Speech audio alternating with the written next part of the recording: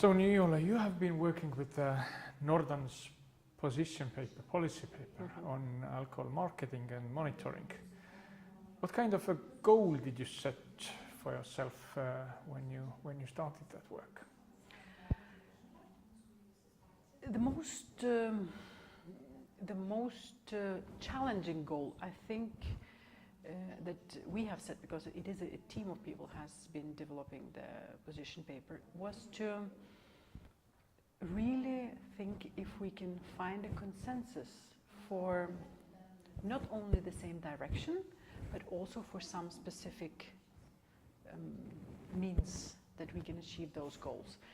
And even though the NordAN in 2007, I think, has had a framework policy document for alcohol, at the same time we needed something more specific, especially regarding marketing.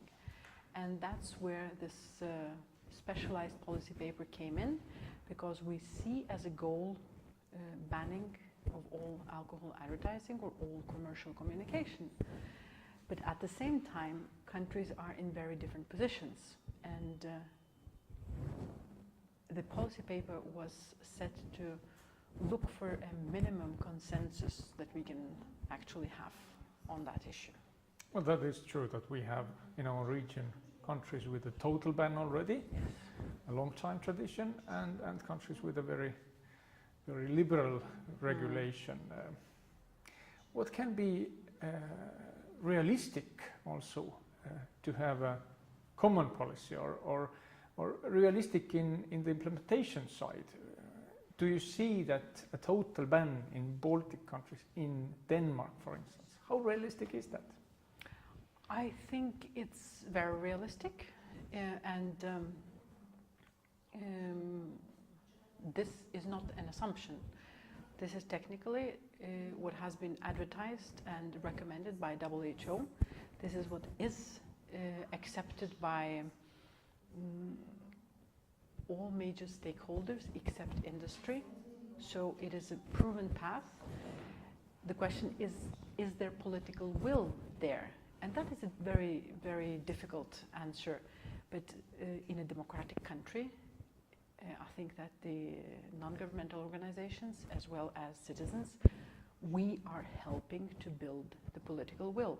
So once we set out a clear target for ourselves, when we set clear goals and also define some of the pathways on how to achieve, I think that is what makes it realistic. And it's not, it should not be judged from how it is now. Is it working? Is it evidence-based? And is it necessary? And then we make it realistic.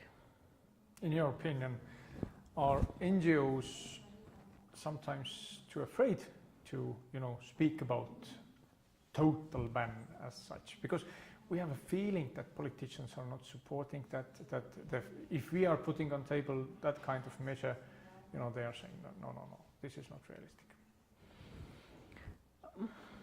Well, times are changing as well. We have to admit that there was a period of political correctness where everybody thought that being a little bit nice and listening to your opponent is very important. At the same time, it seems that a lot of our opponents have not been behaving the same way. So it is important to tell the truth. I think it's to tell the truth about what we want, what we think is necessary to achieve that. I think it is important to declare your values. So then it is not about realistic and not realistic. It's about building coalitions and making it realistic. Nothing is realistic from the beginning. It becomes realistic if citizens need it, if there are realistic ways to achieve that, and if also we all work in concert towards that. Then it becomes realistic and it becomes possible. And that's what we are setting out to do. The draft text is now almost ready, yeah. and the process is going on now by opening it to our members, and, Yes. There hopefully will be an active discussion. What do you expect from that? I think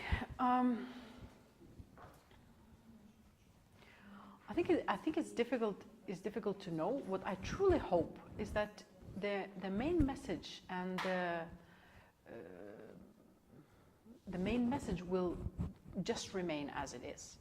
I do hope quite active involvement in a way the action plan or the recommended actions. What should we help each other to recommend, and how should we structure that? And I think that should be the focus of the main. Do we work out a very specific plan, or do we leave it in a way for simply natural development, which is possible, but I would not advise it for longer than a year, for example, that we keep it until the next year.